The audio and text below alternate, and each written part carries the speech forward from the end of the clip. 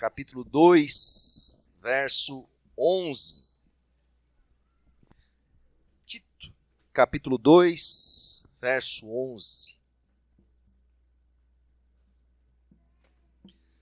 Hoje nós vamos dar continuidade à exposição do livro a Tito, que o apóstolo Paulo escreve após a sua primeira prisão em Roma, quando ele é liberto, e antes da sua segunda prisão, que é escrita no ano 65, 66, depois de Cristo, quando ele escreve 2 Timóteo.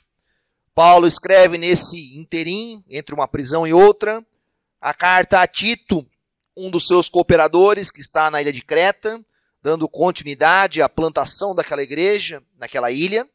Nós começamos a pregar Tito, talvez você não lembre, mas pregamos no mês de novembro, pregamos 3 ou 4 partes, ali entre o Natal e o Ano Novo, no dia 29, eu preguei o capítulo 2, do verso 1 ao 10, onde o apóstolo Paulo começou a fazer instruções a vários grupos.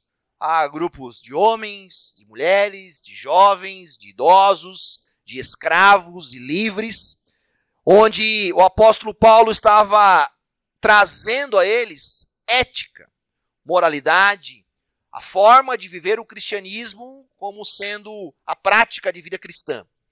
Geralmente, quando você vê alguns livros bíblicos, o apóstolo Paulo ensina a doutrina e depois... Só um pouquinho, puf. Tem alguém me cutucando aqui.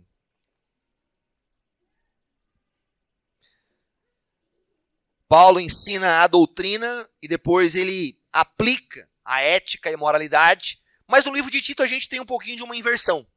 Paulo ensina a ética e moralidade e um pouco à frente ele vai aplicar a doutrina para que como isso deve ser realizado. E é o que a gente vai perceber hoje. Nós vamos falar um pouquinho sobre a graça de Deus hoje. E o que eu quero que você pense, logo de início, com uma introdução do sermão, é a graça de Deus como uma pedagogia na nossa vida, como um mestre na nossa vida. Ela nos ensina. É isso que o apóstolo Paulo vai dizer. A forma com que os jovens poderiam ser prudentes, as mulheres, os mais velhos.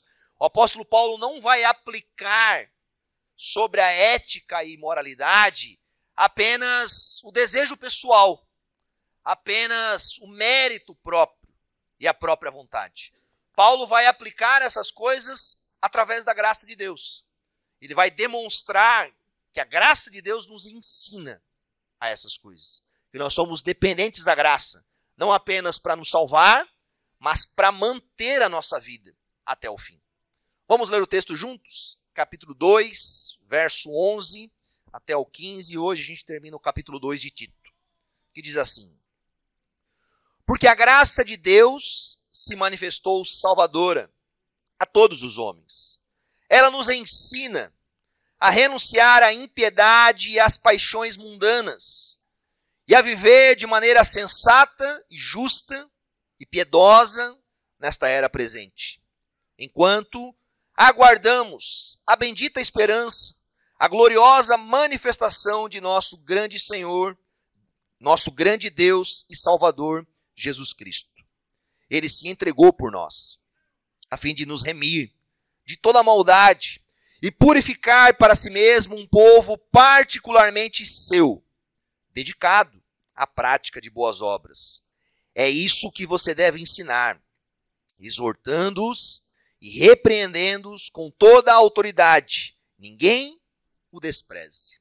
Vamos orar mais uma vez? Feche teus olhos no seu lugar.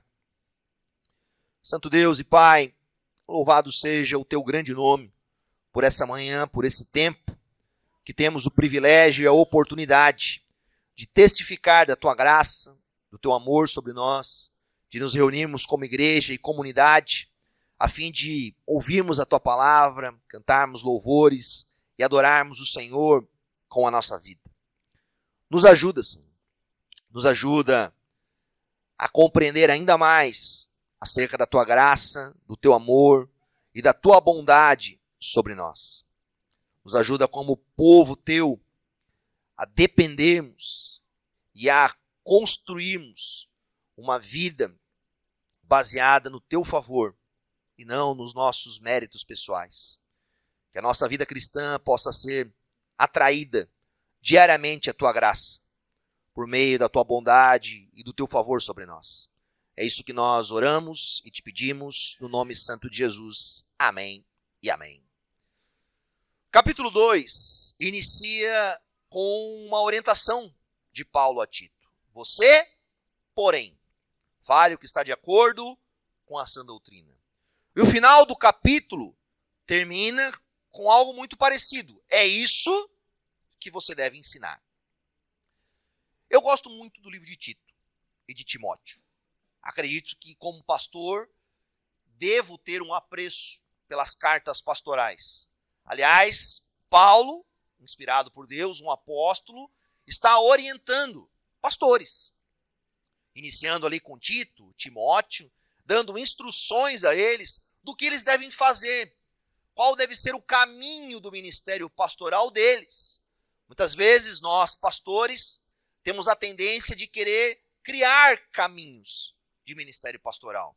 Mas a Bíblia já orienta o caminho do ministério pastoral. Os conselhos, as orientações ao ministério pastoral estão descritos na palavra. E é isso que Paulo está enfatizando com Tito. Você, porém, ensine o que está de acordo com a sã doutrina.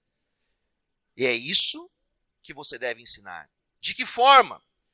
Exortando-os, repreendendo-os, com toda a autoridade, se necessário.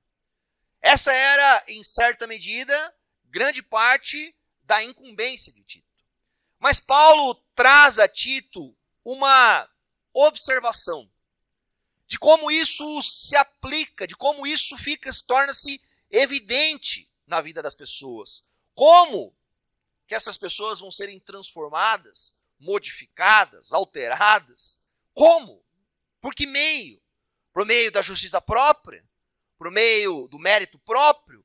Por meio do esforço próprio? Por meio de um método humanista de transformação? Não. Paulo diz que a graça de Deus se manifestou, salvadora a todos os homens. Presta atenção no termo que ele usa, manifestou, que é o termo grego epifania, que muitas vezes a gente conhece. Esse termo manifestou, manifestar, tem a ver com algo que se tornou visível, que se tornou ali, que se tornou carne, que veio, que se manifestou de uma forma mais do que um mero atributo, ok? Mais do que uma mera ciência de algo, um conhecimento, um intelectualismo. Não, Paulo está dizendo que a manifestação da graça se tornou visível, palpável, entre eles.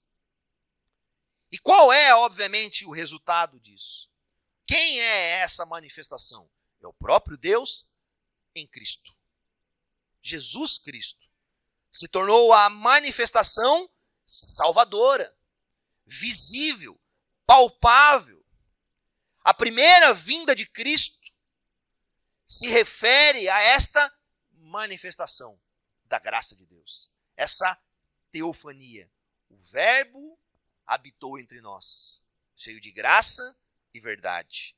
A carta de 1 João, quando o apóstolo está falando sobre a sua prerrogativa, de quem eles falavam e do que eles diziam, 1 João, logo no capítulo 1, fala o que era desde o princípio, o que vimos, o que ouvimos, o que vimos com os nossos olhos, o que contemplamos, o que as nossas mãos apalparam. Isto proclamamos a respeito da palavra da vida. O apóstolo Paulo está deixando claro àquelas pessoas que o atributo e essa parte de Deus que é tão desejosa, que é tão necessária, a qual nós precisamos tanto, ela se manifestou em carne. Ela veio, ela habitou entre nós. A manifestação da primeira vinda de Jesus é a manifestação abundante da graça de Deus. Aquele que é a palavra tornou-se carne e viveu entre nós. Vimos a sua glória, glória como do unigênito, vindo do Pai, cheio de graça e verdade. João capítulo 1, verso 14. Os apóstolos estão trazendo a realidade para as pessoas, de que mais do que um Deus transcendente, mais do que um Deus que determina, que manda, que orienta, que dá leis ao seu povo, é um Deus que veio pessoalmente para o seu povo. Que a primeira manifestação da vinda de Cristo é a externalização da graça de Deus de uma forma nunca antes vista. Nunca antes vista. A graça de Deus se manifestou salvadora a todos os homens. E aqui, obviamente, quando o apóstolo Paulo usa o termo a todos os homens, ele não está ensinando uma salvação universal. Porque a gente precisa ser fiel ao texto. Se você ler o capítulo 2, qual é o contexto? O apóstolo Paulo está falando sobre homens mais velhos, homens mais jovens, mulheres, escravos, livres. O texto a Tito também tem um debate entre os judeus e os incircuncisos.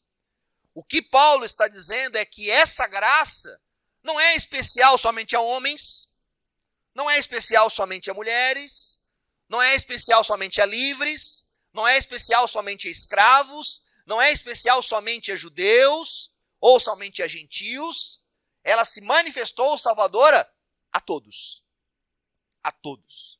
A todos os que creem dele o direito de se tornarem filhos de Deus. Refere-se a todos, não só como um ponto local, mas como um ponto histórico. A manifestação da vinda de Cristo é um ato histórico salvífico para pessoas do passado, do presente e do futuro. Paulo está se referindo para que aquele povo que por vezes olhava para a vida de forma meritocrata, ou julgavam-se melhores, ou mais dignos de receber a graça de Deus do que um ou do que o outro, Paulo está dizendo, não.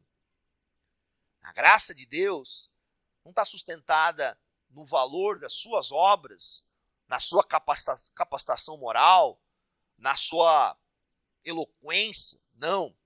Ela se manifestou salvadora a todos os homens. Deus não salva todas as pessoas, senão o inferno não teria sentido. Mas Deus salva qualquer tipo de pessoa.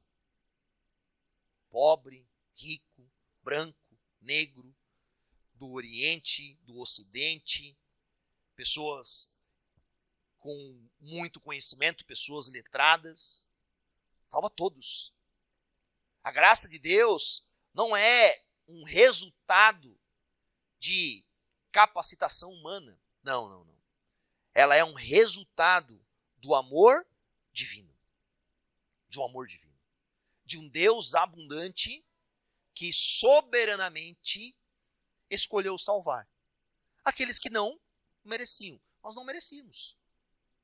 Não é verdade? Nós não merecíamos. A graça de Deus ela é um favor imerecido. Há uma ilustração de um livro muito antigo que o autor deu um exemplo de um missionário que atendia crianças na sua igreja e era uma comunidade muito carente e muitas crianças tinham dificuldade de chegar, não tinham condições de ter material escolar, da escola, não tinham presentes de Natal. E aquele missionário, certa vez, subiu um morro com uma favela e foi levar presentes e material escolar para algumas crianças. E tinha uma em especial, que ele sabia que era bem necessitada, que os seus pais não tinham. E ele estava indo à casa daquela criança. Levaram material escolar, e brinquedos e presentes. E aquela mesma criança, no caminho em que o missionário subiu o morro, as crianças jogavam pedra, roubavam as coisas das pessoas que estavam lá, se aproveitaram. E aquela criança jogou pedras naquele missionário, roubou as coisas dele e foi embora. O missionário retornou, desceu, foi na papelaria, foi na loja de brinquedos, novamente comprou os mesmos brinquedos, as mesmas coisas, subiu novamente aquele morro, foi na casa daquela criança, bateu a porta dele, e o pai, que sabia o que a criança tinha feito, ficou muito constrangido. Falou: o meu filho não merece que você faça isso. Sim, ele não merece, mas ele precisa. Ele precisa saber o que é a graça de Deus, o que é graça na vida dele. E essa é uma realidade sobre nós. Você precisa entender que você não merece. Sabe, nós precisamos entender que a graça de Deus não é um fruto, como um resultado do nosso esforço, mas é uma bendita ação voluntária do próprio Deus. O verso 12 continua dizendo: então o que a graça realiza? Sendo ela esse ato voluntário bendito de Deus, ela nos ensina a renunciar à impiedade e às paixões mundanas e a viver de maneira sensata, justa, nessa era presente. Aquilo que a gente não consegue por meio do esforço próprio, do desejo da lei, Deus realiza em nós por meio da graça. Ela nos ensina, ela nos constrange, ela nos quebranta, ela gera no nosso coração uma realidade que a nossa própria vontade por si só não tinha capacidade de gerar. A graça de Deus que nos salva é a graça de Deus que nos transforma. Ela produz em nós desejos dos quais sem ela nós não teríamos. Eu não sei se você já percebeu isso na sua vida, mas há claramente na nossa vida, naquele que nasceu verdadeiramente de novo, um antes e depois de Cristo. É como se tivesse um marco temporal. É como se a nossa vida fosse dividida por um tempo de existência antes e um tempo de existência depois. Eu estou usando esse fator cronológico que mede o nosso tempo, mas isso é uma realidade. Talvez pessoas que se converteram muito novas, que não tiveram o desprazer de se perderem na vida e talvez viverem uma vida devassa, às vezes não conseguem ter tanta percepção disso. E glória a Deus que Deus os salvou mais novos. Mas alguns, digo como eu, que Deus me alcançou, eu já tinha meus 28 anos, eu consigo perceber claramente, um antes e depois de Cristo. Uma realidade em que os meus pensamentos, os meus desejos e as minhas vontades iam por um caminho. E após o Senhor me encontrar, é como se Ele inclinasse a vontade do meu ser para outro caminho, para outros desejos, para que eu pudesse desejar e almejar coisas que anteriormente eu não desejava. Para que eu, de alguma forma, fosse empurrado pela mão poderosa de Deus para um outro lado, a qual anteriormente eu não desejava. Ela nos ensina a renunciar. A renunciar. E com todo amor falo isso para nós. A graça que nos salva é a graça que nos transforma dia após dia. Uma pessoa que não é empurrada pelo próprio Deus através do seu espírito à santidade, ao desejo de pureza, deve se perguntar se realmente a graça de Deus atua nele. Porque a graça genuína nos ensina. Nos ensina. A palavra ensinar, do grego aqui, é pedagogia. Ela é como um pedagogo na vida das pessoas.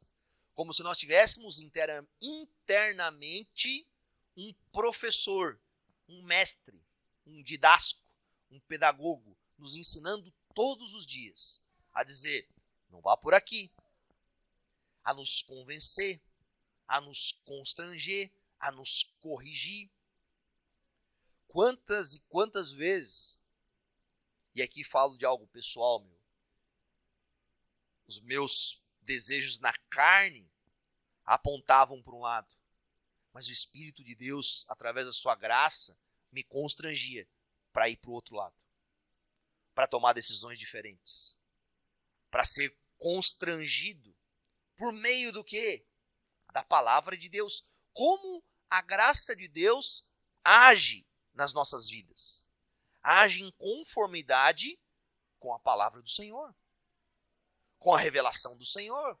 Com aquilo que aprendemos. Com aquilo que o Senhor nos revela, nos ilumina, nos ensina dia após dia. E o que ela nos ensina a renunciar? Aquilo que os cretenses precisavam. Se a gente volta lá no capítulo 1, o apóstolo Paulo estava dizendo, olha, que alguns cretenses eram mentirosos, feras malignas, glutões preguiçosos. Paulo está falando aos homens, às mulheres, aos jovens, aos velhos, que nós devemos ser prudentes, não caluniadores. E aqui o apóstolo Paulo está dizendo que o resultado que pode sim mudar essas coisas em nós é o quê? A graça de Deus. Que nos leva em 3 âmbitos da nossa vida. Nos leva no âmbito da nossa pessoalidade, nós mesmos, nós conosco, né? Sendo redundante, nós com o próximo e nós com Deus. Nos leva a fugir dessa vida impiedosa, de paixões mundanas, de desejos insensatos. Sabe, a graça de Deus, ela inverte o nosso sistema de valores. Ela tira o nosso sistema de valores que estavam conectados com coisas que são passageiras e terrenas e nos leva a um sistema de valores a desejarmos as coisas eternas. A perspectiva do homem e da mulher nascido de novo muda. A graça, como um mestre, nos ensina a ter prazer e satisfação não em coisas passageiras, mas coloca o nosso coração como um desejo e ressignifica ele para entendermos o caráter de Deus e a bondade de Deus nas coisas eternas. Ela nos ensina a viver. A viver de maneira sensata, justa e piedosa. De maneira sensata, que é o equivalente do termo prudente, que Paulo usou no capítulo 2 inteiro, para os homens, mulheres, jovens, escravos, livres, que tem a ver com moderação, que tem a ver com prudência própria, que tem a ver com a graça me transforma como pessoa.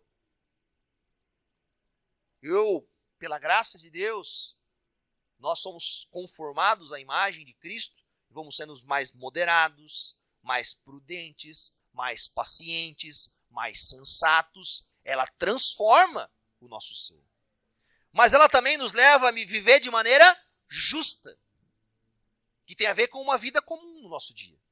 Justa para com o próximo, justa para com a vida, justa para com as exigências que há em uma vida comunitária. Todos nós somos seres comunitários. Fomos criados para viver em comunidade.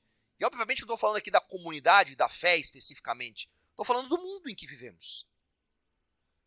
Nós devemos ter a ciência que há um desejo do próprio Deus em que nós, como seu povo, vivamos de maneira justa onde estivermos. Com o nosso próximo, com o nosso semelhante, seja ele crente ou não. Seja ele adorador do Senhor ou não. Seja ele membro da nossa igreja ou não.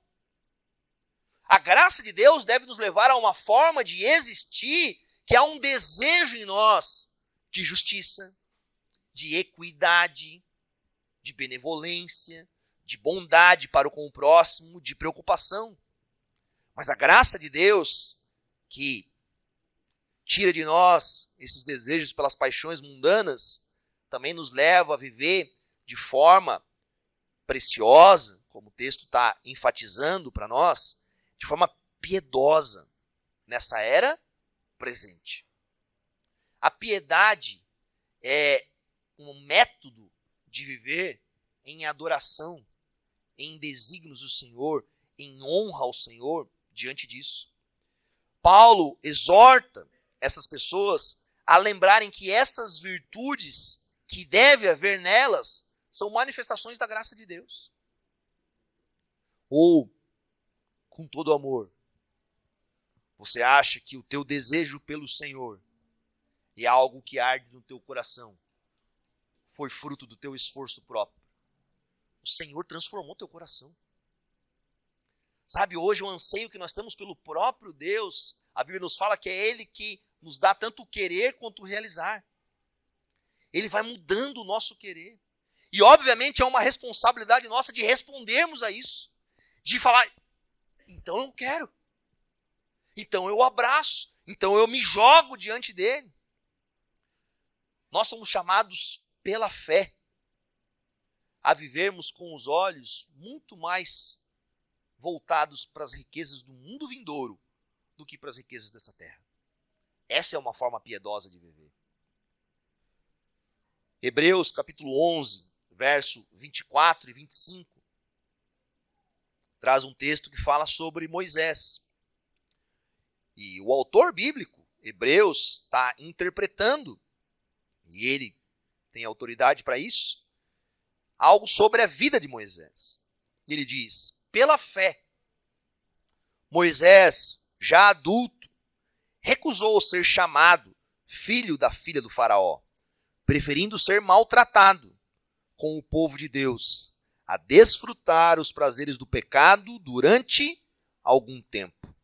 Por amor de Cristo, considerou sua desonra uma riqueza maior do que os tesouros do Egito, porque contemplava a sua recompensa. Esse texto é muito profundo.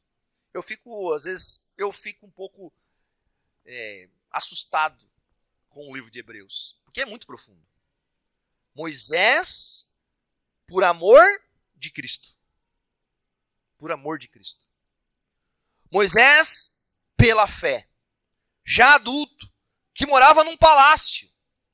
Você está entendendo qual era a característica de Moisés? Filho da filha do faraó. Alguém com muita riqueza, com todas as oportunidades, com todo o privilégio, com tudo aquele que o mundo poderia lhe dar. O que o texto nos fala que Moisés fez? Moisés recusou. Moisés recusou os prazeres desse mundo pela uma recompensa muito maior. Moisés recusou ser chamado dos nomes, dos títulos que o mundo poderia lhe dar, porque ele tinha os olhos fixos em outra recompensa, em outro lugar. Porque a mente dele, mudada pela graça de Deus, o direcionava agora a outras coisas. Ele não escolheu desfrutar dos prazeres do pecado por algum tempo. A Bíblia sempre fala sobre o sensato e o insensato. Vocês sempre me ouvem falar disso aqui. É um conselho para muitas pessoas. Geralmente, no começo do ano, leio Provérbios, que fala muito sobre isso. O insensato é aquele que acolhe um pouco de tempo em suas mãos como se fosse todo o tempo da sua vida e vive sobre aquilo. Ele olha as coisas muito baseadas em coisas rápidas, desejos momentâneos, soluções de qualquer forma. Ele calcula e vive a sua vida de forma pragmática. Eu faço, eu recebo, está aqui, é agora, é isso, é aqui. Esse é um insensato. Insensato. O sensato, ele sabe que a porção de tempo que ele segura em suas mãos não é nada em comparação da porção de tempo que Deus segura em suas mãos. Ele sabe que em suas mãos ele pode carregar pouco. Não é verdade? O que cabe em nossas mãos? Cabe nada. Sabe, em nossas mãos cabe absolutamente nada. Pouco. Poucos tesouros, pouco tempo, pouca sabedoria, pouco conhecimento, ao ponto de a Escritura nos falar que a gente não pode calcular quantos dias teremos de vida, não podemos calcular nada. O insensato vive nessa prerrogativa de que ele acha que ele pode fazer essas coisas. Mas a sensatez nos leva a entender que há uma esperança, que há algo que nós não vemos, que há um futuro glorioso, que há uma manifestação ainda de Cristo que está por vir. É o que o apóstolo Paulo vai falar no verso 13. Enquanto aguardamos a bendita esperança, a gloriosa manifestação de nosso grande Deus e Salvador, Jesus Cristo. O crente, ele vive nessa dicotomia. Nós estamos entre o já e o ainda não. Nós temos uma bendita esperança, mas nós aguardamos. Há uma realidade nossa agora de aguardar. O crente, ele aguarda nesse presente com uma expectativa do futuro. E uma pessoa que não tem paciência de aguardar, que não consegue alicerçar a sua fé na paciência e esperança, a sua fé é diluída facilmente. Facilmente. O passado, ele nos impulsiona pela graça. Ele nos faz lembrar. Ele nos ensina. Mas ele também nos leva a ser atraídos pelo futuro. O apóstolo Paulo usa o mesmo termo que ele usou. A gloriosa manifestação.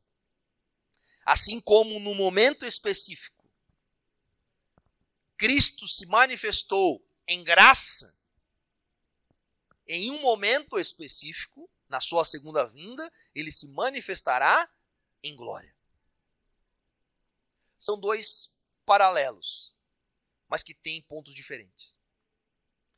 Quando o Antigo Testamento falava sobre a manifestação, sobre a glória de Deus, quando você via momentos da epifania de Deus, Deus no Monte Sinai, Deus na sarça ardente, Deus caminhando junto ao povo, o que isso carregava de ensino, muitas vezes ao povo?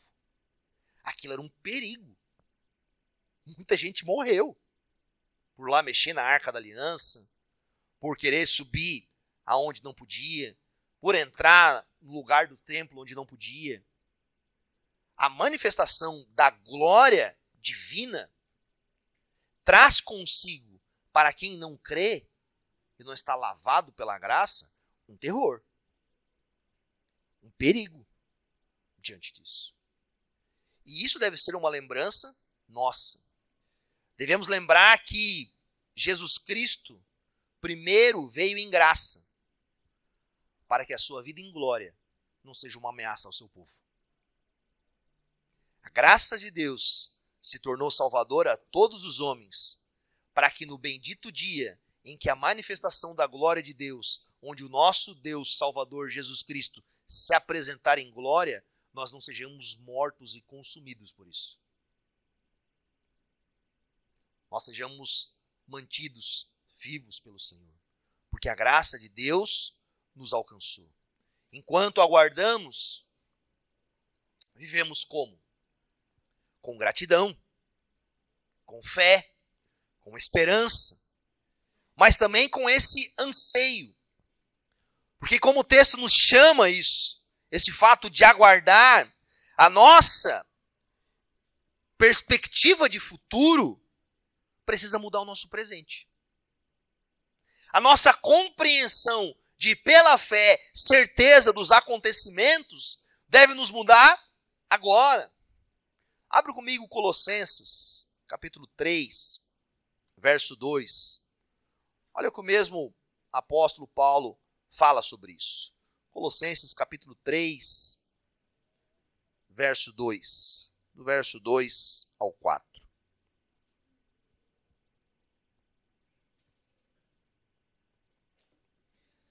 Mantenham o pensamento nas coisas do alto e não nas coisas terrenas. Pois vocês morreram E agora a sua vida está escondida com Cristo em Deus. Quando Cristo, que é a sua vida, for manifestado, então vocês também serão manifestados com Ele em glória. A Bíblia está a todo tempo apontando para uma segunda manifestação, para um período. Mas enquanto isso, nós mantemos os pensamentos aonde?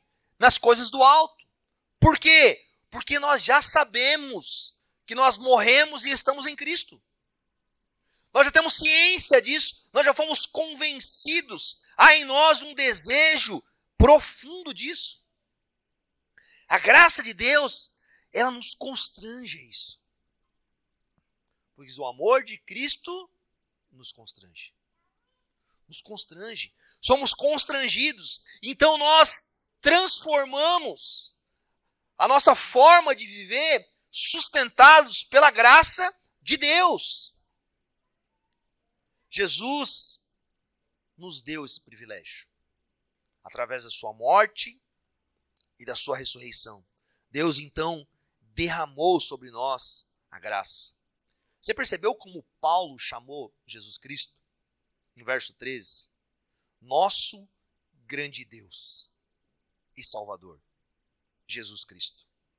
São apenas 5 textos bíblicos que se referem categoricamente a Jesus como Deus. Dessa forma, assim, imediata. Sem meias palavras. A gente está vivendo 2000 anos depois. A gente tem toda uma teologia de Cristo, uma cristologia muito bem definida. Muito claro. Né? Dificilmente alguns de nós falaria que Jesus não é Deus. Mas ali no primeiro século, após a morte e ressurreição de Cristo, está sendo construído essa doutrina, que é verdadeira, que é eterna, que sempre existiu. Mas imagina as primeiras pessoas lendo isso. Alguns judeus, por exemplo, lendo isso. Nosso Deus. Nosso Deus. Jesus Cristo, mais do que um mero homem, mais do que um mero profeta, mais do que um mero fazedor de milagres, o apóstolo Paulo aponta para ele dizendo que ele é o nosso próprio Deus. Não é um simples humano, ele é o Deus encarnado. Ele é a manifestação da divindade. Jesus, mesmo nesse seu ato de graça, que se despiu, que se destituiu, ele carregava em si toda a plenitude da divindade. Toda a plenitude da divindade. E o que o apóstolo Paulo fala no verso 14 é o que deveria nos constranger ainda mais. Sendo ele, então, o nosso Deus, o nosso grande Deus, o nosso Salvador, como ele fez tudo isso? Ele fez como? Ele se entregou por nós. Voluntariamente. Sabe, não foram os romanos, não foram o pessoal do Sinédrio. Ele se entregou por nós. Ele se entregou por nós, a fim de nos remir de toda maldade e purificar para ser um povo particularmente seu, dedicado à prática de boas obras. Jesus, em sua vida terrena, ele demonstrou um ato voluntário, soberano. Não foi um segundo plano. Amém? Não foi um erro no cronograma divino. Foi o plano divino de eternidade e eternidade que Jesus se entregasse por nós. Voluntariamente. Aquele que tinha autoridade e poder para chamar legiões de anjos e tirá-lo dali. Aquele que poderia, com uma palavra, derrubar todos aqueles homens que estavam em sua frente. Aquele que poderia, como fez, sendo o Criador dos céus e da terra, destituir a terra com uma palavra. Aquele que poderia, por sua ação majestosa, como fez, por exemplo, andando sobre os mares, transformando água em vinho, transformar aquela situação calamitosa em uma outra realidade. Você percebe como isso é constrangedor? Ao ponto do apóstolo Paulo quase que gritar aquele povo. Vocês estão entendendo isso? Vocês estão entendendo como a graça é realizada em nosso favor? Ele se entregou por nós. Foi o plano dele, foi o desejo dele, com a finalidade de duas coisas: de nos remir e purificar. Essa palavra, remir, a remissão, ela tinha a ver com um termo, quando alguém era escravo e não tinha condições nenhuma de se libertar da escravidão, alguém vinha e pagava por aquele escravo. E o remia e o libertava, tirava de um cativeiro, pagava o resgate por completo dele. Cristo se entregou por nós a fim de nos remir. Ele não era o escravo sendo morto. Ele era o rei vencedor. Ele era o rei vencedor na cruz. Que ali na cruz, ele estava nos remindo. Estava tirando de nós. Estava cobrindo de nós um preço. Um preço impagável. Ou você poderia, em sã consciência, hoje, ou você queria, hoje, agora, domingo, pela manhã, aqui, nesse lugar, ter sobre você todos os seus pecados te cobrando agora. Ser visível a você, ser externo a você. Que agora você fosse cobrado por todos os seus pensamentos, por todos os seus atos, por todos os seus sentimentos pecaminosos, por todas as coisas que você fez e talvez ninguém viu. Às vezes a gente perde de vista o que é a remissão de pecado. Sabe, Jesus na cruz estava arrancando a nossa condenação. Estava tirando de nós aquilo que nós merecíamos. Nós merecíamos sermos levados à justiça pelo nosso pecado. Ou não? Você não quer uma vida justa? Você não quer uma sociedade justa? Você não anseia pela justiça? Você não fica indignado com escândalos religiosos, políticos e outras coisas? Pois bem, por que nós não usamos a mesma indignação contra o nosso pecado? Por que não usamos o mesmo senso de justiça contra a nossa maldade, contra os nossos pensamentos, contra a nossa iniquidade?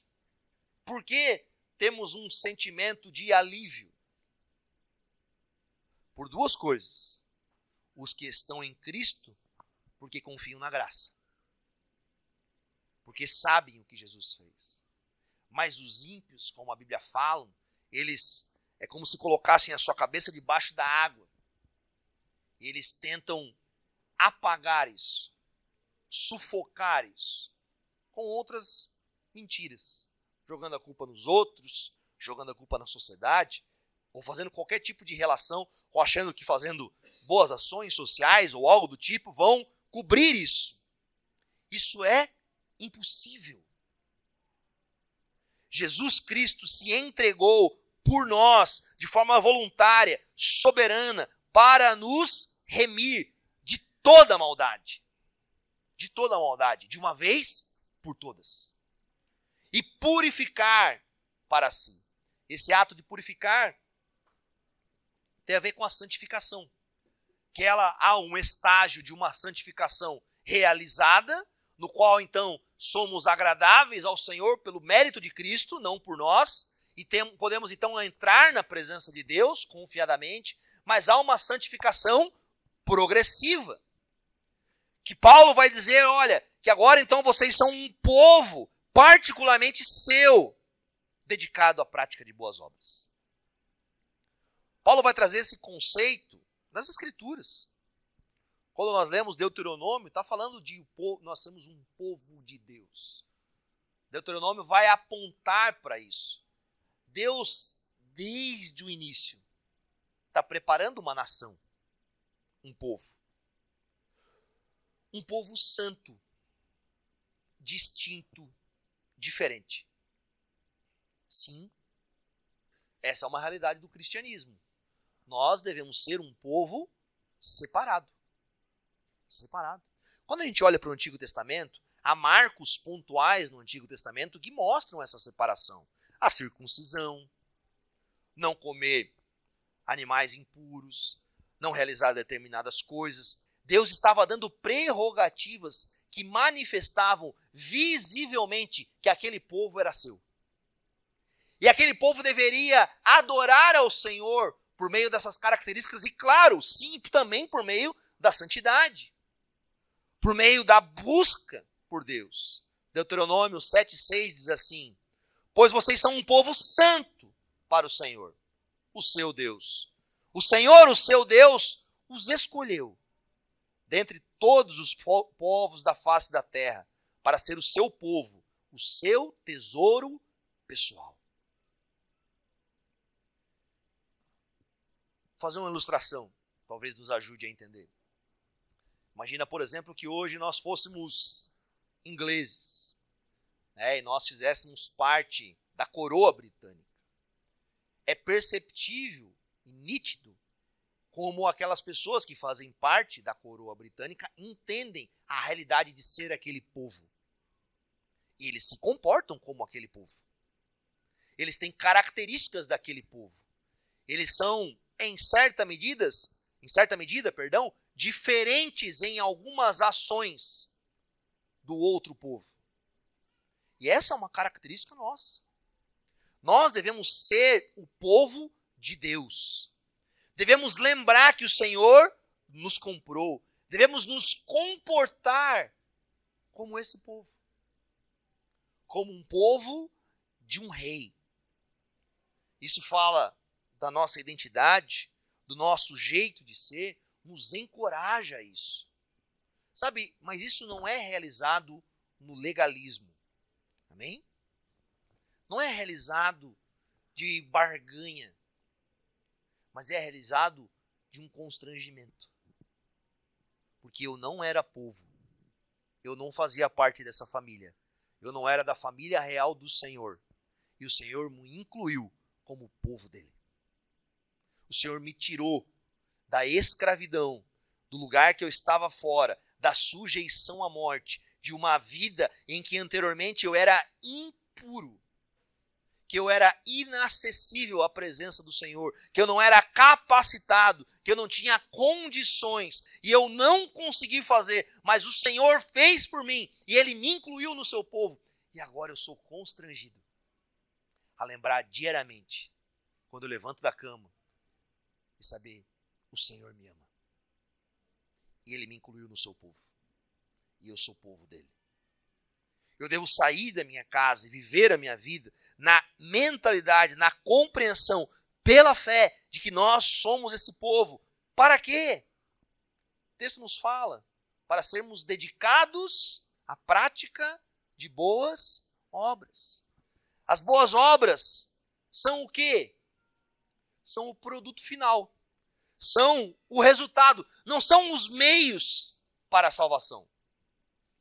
Mas é o reflexo de alguém que foi salvo. Se não há transformação e santidade no povo de Deus, quem garante que aquele povo é povo de Deus? Se não há exemplo de manifestação do caráter do Senhor na vida do seu povo, quem garante que aquele povo está incluído no caráter do povo de Deus? Por isso que a Bíblia fala que sem santidade ninguém verá o Senhor. Se não há uma transformação na nossa forma de agir, pensar, viver, na nossa vida, talvez não aconteceu nada na nossa vida. Talvez não há a manifestação, a epifania, a vida de Deus em nós. E nós devemos clamar por isso. E Paulo fala a Tito, olha Tito, é isso que você deve ensinar. É isso que você deve ensinar, exortando-os e repreendendo-os com toda a autoridade. Sabe, eu como pastor, sendo instruído por Paulo através do livro a Tito, também preciso te exortar e te repreender a isso. Irmão, se não há em você transformação, se você não é constrangido, se você não vive sustentado pela graça de Deus, o que você entendeu de Cristo? O que você entendeu da morte de Jesus? Você tem compreensão clara do sofrimento dele, da entrega dele, da forma tão terrível que ele que não merecia se sujeitou no lugar de nós que merecíamos? Você consegue perceber essa injustiça? Mas que Deus, através disso, manifestou a justiça por nós? De que alguém que não tinha pecado nenhum, que a Bíblia fala que nenhuma palavra enganosa saiu da sua boca, foi conduzido em sacrifício, foi levado a um julgamento, foi vilipendiado, foi blasfemado, foi cuspido, apanhou, foi colocado de forma jacosa, vergonhosa, diante de multidões, como se ele tivesse algo que ele não tinha. E que através disso, dessa loucura toda, nós somos justificados por meio da obra de Jesus. Por isso que em alguns momentos a Bíblia vai dizer que o evangelho é loucura, em certa medida. Porque na nossa justiça humana, deveria nos constranger, deveria nos envergonhar. Mas na justiça de Deus, e pela graça de Deus, isso se tornou salvador a todos os homens. Isso é um meio pelo qual o Senhor nos salva. Através da entrega do seu próprio Filho, que nos redime, que nos purifica, que nos inclui na sua família, como um povo particularmente seu. Paulo chama Tito a ensinar isso com autoridade. E qual é a autoridade, por exemplo, que um pastor tem no púlpito de ensinar isso? Através da palavra. Através da palavra. Se a palavra de Deus, que é viva e verdadeira, que é uma espada de dois gumes, ela não te constranger e não te ferir, e você não for transformado por meio do ensino claro das Escrituras, não tem nenhuma autoridade que pode mudar você. Sabe, o meu convite para você essa manhã é refletir sobre isso. Você entendeu a graça de Deus? Você compreendeu o que o Senhor fez na benevolência por você? Você compreende qual seria o resultado da sua vida sem a graça de Deus? Não só da sua vida presente, mas da sua vida. O Evangelho não é só uma boa notícia para o último dia. É uma boa notícia para todos os dias da nossa vida. Para todos os dias. Nós começamos pela graça e nós somos levados pela graça até o fim. Não há mérito em nós, mas há um mérito tão grande em Deus que nos constrange todos os dias. Todos os dias. Hoje mesmo, aqui. Se você confessar o Senhor Jesus como seu Senhor e Salvador, se você crer no seu coração e confessar com a sua boca e crer nele verdadeiramente, o Senhor perdoa os seus pecados. O Senhor salva você.